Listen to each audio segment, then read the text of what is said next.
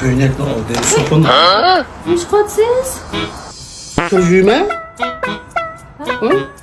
Mana qo'shnilarning 30 million mukofot chiqadigan sopuni akirdim. Shunda pokiz yuydi o kirlarni. Men kirlarni pokiz yuyayotgandan keyin oshxonaga kirib tomoq yedimi? Siz ish qilib olmamsiz?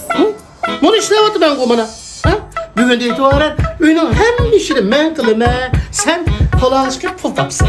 Voy chaqchaqman, imlab yuruydi deyman taxi. Voy chaqchaqimmidim men. Tuningen kech nima dedim? Esimda yo'qmi? Mening sizga deydigan muhim bir gapim bor.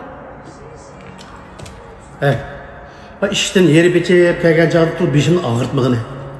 Buguncha qarang, bu gapni desammi deyman, demsammi deyman. Men cho'qib demsam bo'lmaydi. Bu bek muhim ish. Ma'qul. De.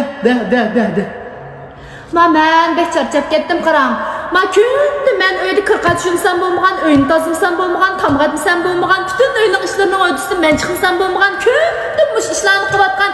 Men ish qilib shunchalik charchab bek charchab ketdim. Men shu qarang, ammo teshib chiqib pul topman. Ikkimiz bir olmush baqaylik. Siz men uyda turib o'yin ishlarni qilaman, men teshib chiqib pul topay. Pul topishni rahat nimishva deyman men. Uf.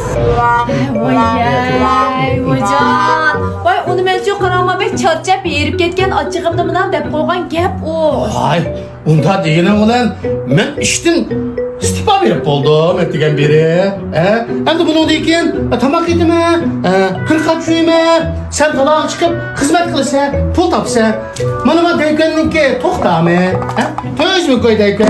Har oyda 3800 qo'ydan qaytirsa, men uyning top, su, gaz, parpullarning hammani sen to'laysan.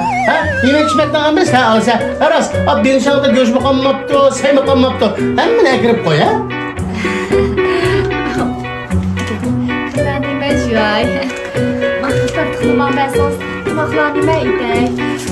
Ben bu çolacık kazlan tölep.